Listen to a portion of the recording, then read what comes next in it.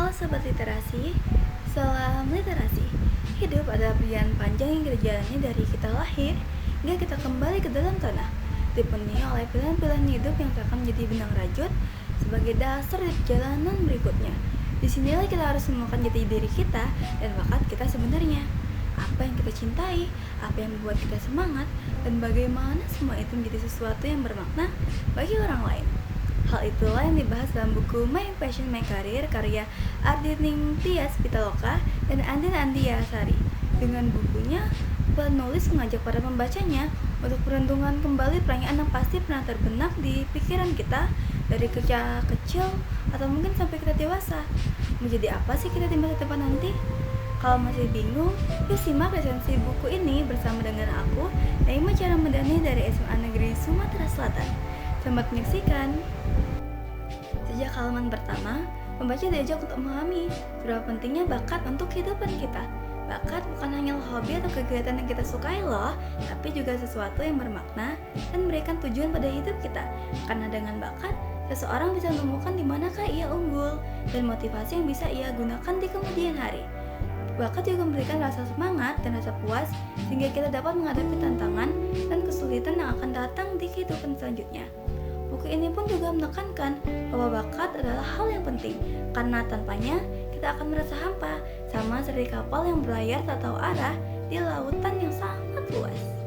Tak lupa sang penulis juga menyelipkan kisah inspiratif tokoh yang pernah ia wawancarai, bahkan kisah hidupnya sendiri. Misalnya cerita Sylvia Alnamira yang pernah dalam kondisi di mana ia meragukan jurusan yang ia ambil, yaitu ilmu perpustakaan. Banyak orang yang mengira ilmu ini sebagai ilmu yang membosankan dan juga tidak menjamin di masa depan.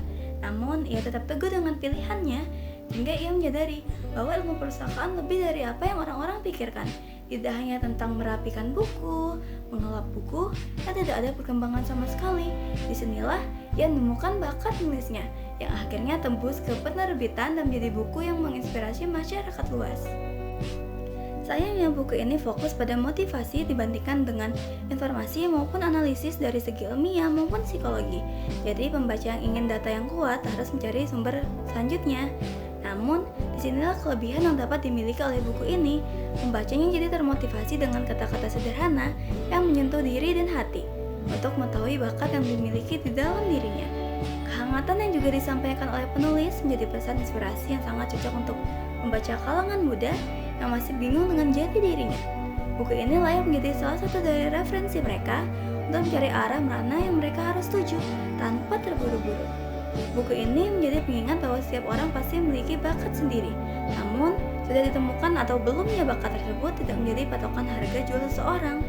Namun sebagai dorongan untuk memahami diri mereka lebih lanjut, dan semua hal itu dapat ditemukan dengan jalannya masing-masing.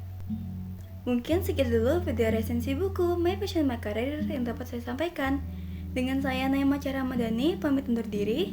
Jangan lupa tonton video resensi buku menarik lainnya. Sampai jumpa Sobat Literasi.